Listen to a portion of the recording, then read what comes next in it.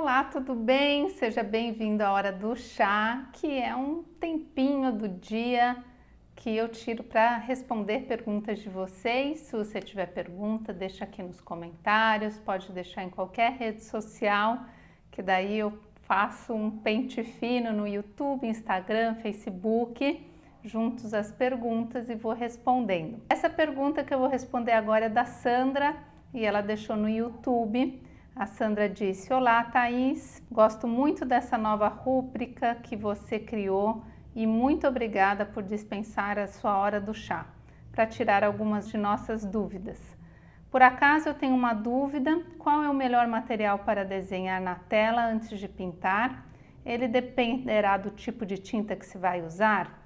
Sim, na aquarela, por exemplo, a gente usa o lápis, né? E tinta óleo e acrílica é mais ou menos as mesmas opções. E ela pergunta se sim, o que é melhor e se adequa ao óleo e à tinta acrílica. Você pode usar o carvão. O carvão é muito tradicional para a gente desenhar na tela, porque existe uma lenda, sei lá, existe uma conversa de que talvez o grafite, quando a gente passa o grafite, ele pode aparecer na tela, mas assim, muitos e muitos anos depois de pintada, o grafite aparecer debaixo da tinta, como se fosse um contorno, né? Eu nunca vi isso acontecer, né? Mas também eu nunca pesquisei, talvez se eu procurasse mais estudos, visse, mas é uma conversa constante em ateliê de que o carvão seria o melhor. O carvão é o mais tradicional, né? Antigamente é como se fazia. Tem lápis carvão que vende em loja de material artístico e dá para fazer tanto como na base da tinta acrílica e do óleo. Outra opção que também causa um pouco de polêmica, assim como o grafite, é usar o papel carbono. Já o papel carbono tem diferença para óleo e para tinta acrílica, porque existe papel carbono à base de óleo. E se você compra a base de óleo e usa em acrílico, a tinta espelhe.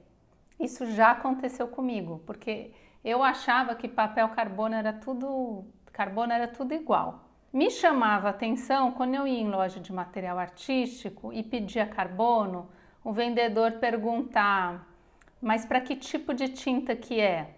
E eu, é para óleo, então ele vendia é para acrílica. E daí eu misturei os carbonos no ateliê e uma vez eu estava pintando em acrílica, era até uma peça de madeira, e eu passei o carbono com o carbono a óleo e quando eu fui dar a base em acrílica, o desenho que ficou expelia a tinta. Porque o óleo não mistura com a água, né? Então, se você passa uma coisa que tem óleo e passa tinta acrílica à base de água em cima, ele expele. E daí foi assim, errando feio, ou seja, passando numa peça, que daí depois eu tive que lixar inteira para conseguir consertar, que eu descobri isso, né? Que tem diferença. Então, se você for usar o papel carbono, tem diferença. Pega um que não vai expelir água no acrílico e a base de óleo é bom para o óleo. Já o lápis carvão você pode usar nos dois, tá bom? Pergunta do Instagram: como fazer tons de cinzas bonitos? Boa pergunta. Não é com branco e preto. Os tons de cinza bonitos se faz com cor. Daí tem que entender um pouco mais de paleta de cor, da paleta de cor que você escolheu para fazer aquele trabalho específico, ela vai trazer tons de cinzas bonitos. Então vamos dar um exemplo. Por exemplo, se você escolheu uma paleta de cor muito tradicional, que é das primárias, as 3 primárias, vermelho, azul, amarelo, e está pintando com branco.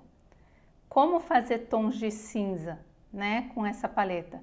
Quando você mistura as 3 cores, o azul junto com o amarelo e o vermelho, você rompe o tom, é o que a gente chama de ruptura de tom.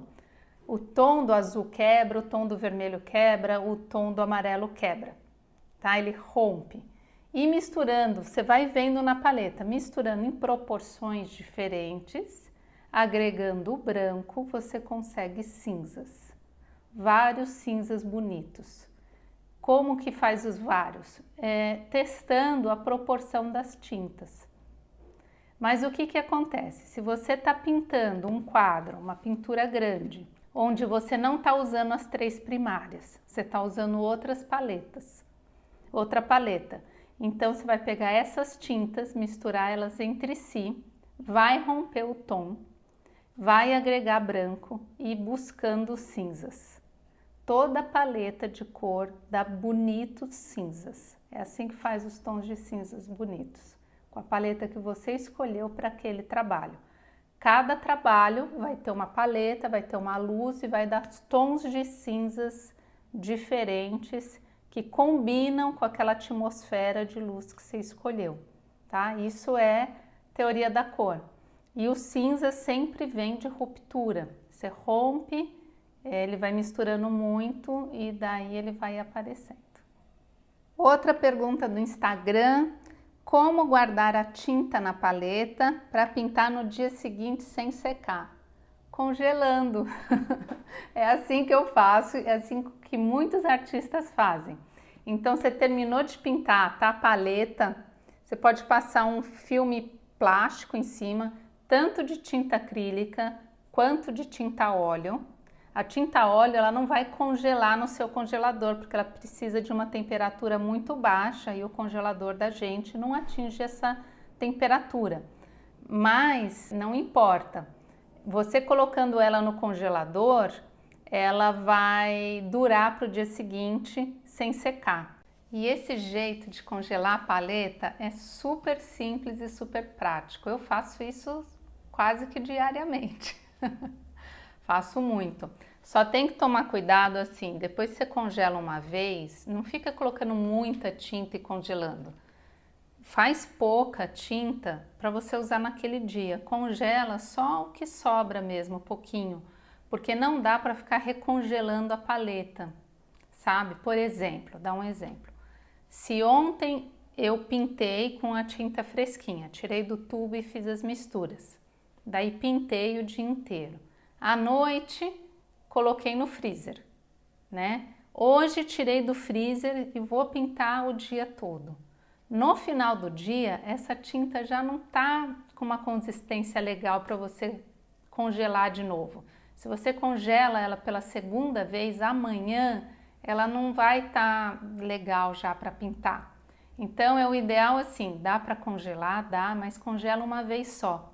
Mais que isso, você vai sentir no pincel, quando você puxa a tinta, que ela fica pegajosa, que ela já está secando.